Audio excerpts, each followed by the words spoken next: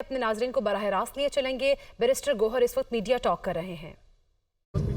غیر اخلاقی قسم کے ایلیگیشنز ذاتی زندگیوں میں جانگتے ہوئے سیاسی مقاصد کے لیے استعمال کرتے ہوئے ایک بیہودہ کیس میں بھی میکسیمم سینٹنس 7 سال تھی وہ ہو گئی ہے۔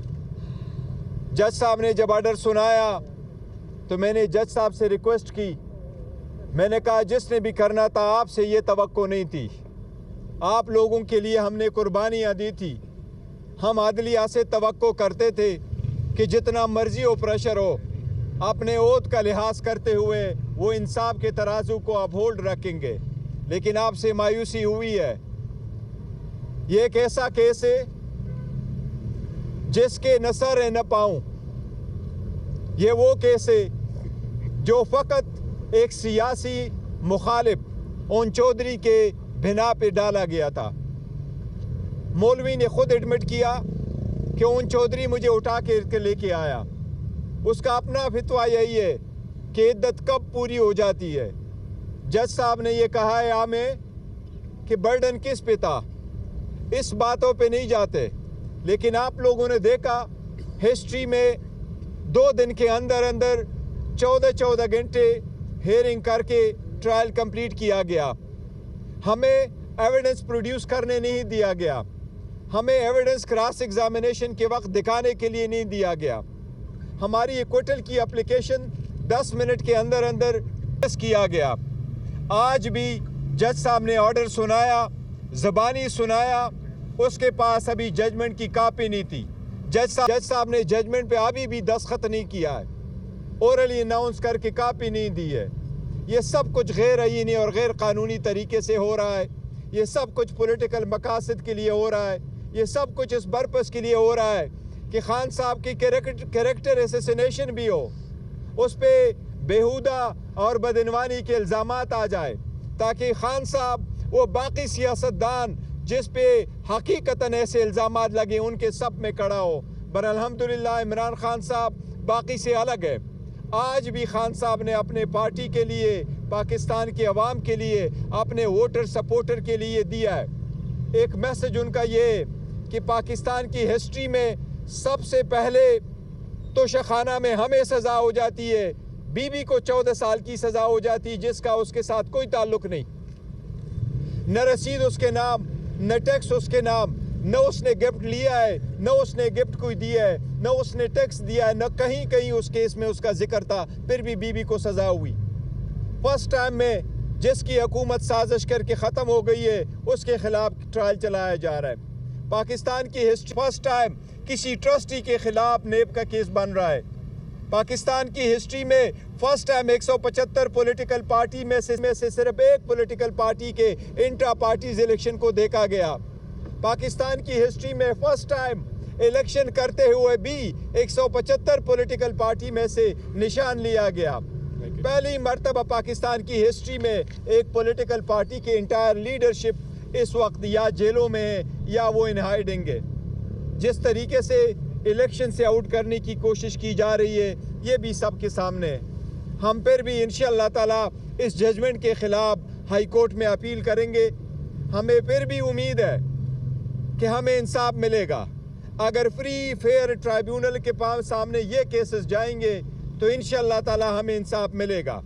اب ہم عدلیہ کو بار بار ریمائنڈ کرتے رہیں کہ آپ پہ ہم اعتماد کر رہے ہیں، آپ سے امید رکھے ہوئے ہیں، مہربانی کر کے اپنے عہد کا لاج رکھتے ہوئے انصاف کے تقاضوں کو پورا کرتے ہوئے ہمارے فنڈامنٹل رائٹس کو آپ پروٹیکٹ کر لیں۔ گوہر صاحب یہ بتائیے گا، آپ کورٹ میں موجود تھے اور آپ نے آبزرو کیا کہ میڈیا کو کافی دور رکھا گیا، جہاں پر جج صاحب جب فیصلہ سنا رہے تھے تو ان کی ڈیٹیل جو ہے وہ میڈیا تک نہیں پہنچ پائی۔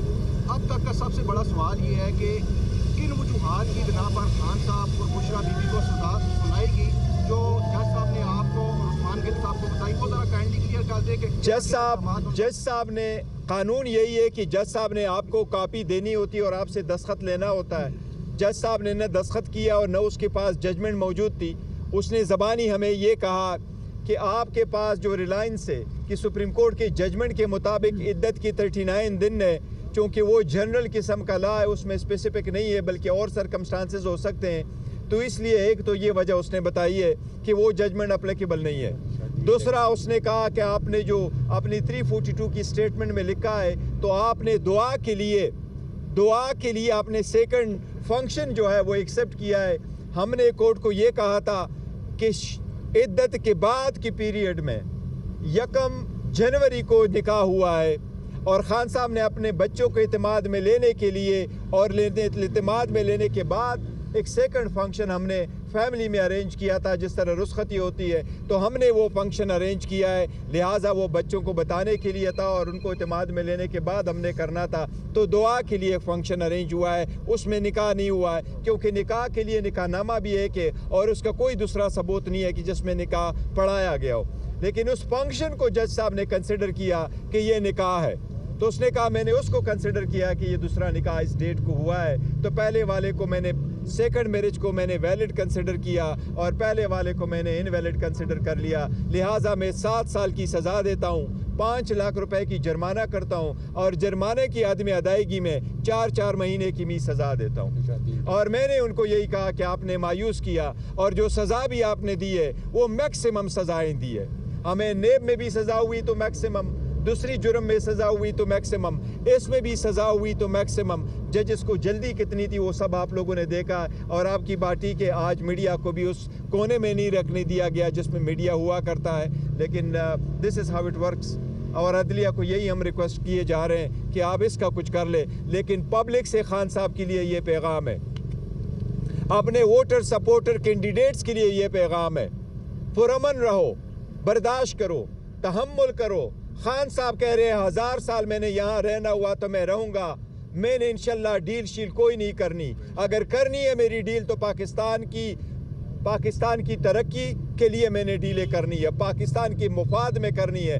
8 تاریخ کو نکلو, پرامن رہو, اپنا حق رائے دہی استعمال کرو, اپنے کینڈیڈیٹ کو کامیاب کرو اور اپنے فارم 45 لے کر کے پولنگ سٹیشنوں سے نکلو. تب تک آپ نے اپنا جدوجہد جاری رکھنا ہے. یہ فرمائیں کہ اور صاحب یہ فرما دیں ووٹ سے یہ فرما دیں کہ کل آپ کے وکلا کی جانب سے عدالت سے ایک ریکویسٹ کی گئی تھی کہ آپ کوئی 3rd پارٹی وٹنس پروڈیوس کرنا چاہتے ہیں جو اس کیس کا سب سے اہم گواہ ہے, اور وہ آپ نے اس شرط پر عدالت کو نہیں کہا تھا کہ اگر اجازت ملے تو ہم پروڈیوس کریں گے, اگر نہ ملی اجازت ہم نے نام بتا دیا تو اسے اٹھا لیا جائے گا.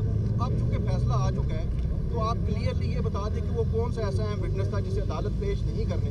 دیکھیں ہم نام نہیں بتا سکتے بیکاز اس وقت جو سختیاں ہو رہی ہیں تو ہم چاہ رہے تھے شاید ان پہ پریشر ڈالا جائے, ان کو نقصان پہنچایا جائے. بٹ جج صاحب کو ہم نے کہا تھا کہ ایک گھر کے ملازم کو لایا گیا ہے تو ہم بھی ایک اور وٹنس لے کے آنا چاہتے ہیں. گھر میں ایک بندے تو نہیں تھے اور بھی لوگ تھے, تو ہمیں بھی اجازت دے دے کہ ہم بھی صرف ایک بندے کو لائیں اور وہ ٹیسٹیفائی کرے اس نے کیا دیکھا ہے.